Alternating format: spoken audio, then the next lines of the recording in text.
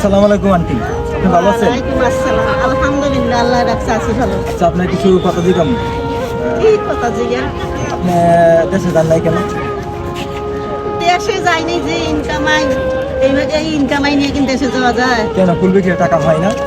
মানুষই তো নাই, ফুল বিক্রি করলে তো টাকা হয়। অনেকে তো- মানুষ না থাকলে কার কাছে ফুল বিক্রি করবো? অনেকে তো চলে গেছে দেশের বাড়িতে, অনেকে আবার দূর দূরান্ত আসতেছে জিয়ারত দেখার জন্য। তা আপনি কি উদ্দেশ্যে যান না? কি কষ্ট আপনার মনে হচ্ছে একটু বলেন, দর্শককে বলেন।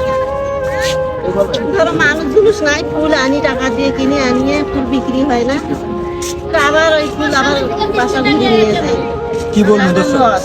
দর্শক কি বলবো, মানে আন্টিরা কি বলবো, দর্শক আপনার ফুল কিনেন না, এই জন্য আন্টি বাইকে যেতে পারেন না।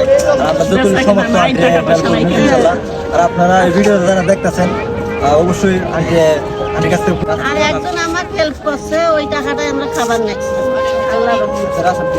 কথা হলো হয়তো একটু বয়স্ক, দেখতেই পাচ্ছেন, তো তার কারণে হয়তো অনেকে ফুল কিনতে চায় না। মানে মানুষ সৌন্দর্য খুঁজে, ইয়াং বয়স খুঁজে, ভাইরাল লোক খুঁজে। এই যে আপনারা জিয়াউদ্দান আসলে দেখতে পাবেন বৃষ্টি, তো তার কাছে দেখবেন মানুষের অভাব নাই, ফুলের কিনার মানে লোকের অভাব নাই। তারা ফুল কিনে না, তারা ফুল নেয় আবার টাকা দিয়ে আবার ফুল দিয়ে যায়। মানে তাদের তাদের এত ভালোবাসা আর কি। কিন্তু এখানে যারা অসহায় আছে, যারা হাঁটতে কষ্ট হয়, তাদের ফুলকে কিনতে চায় না। তো জিয়াউদ্দানের পরিবেশ এরকম হইতাছে। তো যারাই মানে যে আন্টি কিন্তু বাড়িতেও যায় না, কারণ ফুল বিক্রি হয় নাই, ফুল নষ্ট হয়ে যায়। আর ফুল তো বেশি দিন টিকে না। মানুষ না থাকলে এই ফুল একদিনেরটা আরেকদিন বেচা যায় না, বেশি দিন টিকে না। তো অবশ্যই যারা আসবেন, এই যে ভাইরাল লোক কিংবা ছোট ছোট মানুষ, এদেরকে মানে দেখে আপনারা ফুল কিনবেন আর এদের থেকে কিনবেন না, এটা কিন্তু ঠিক না।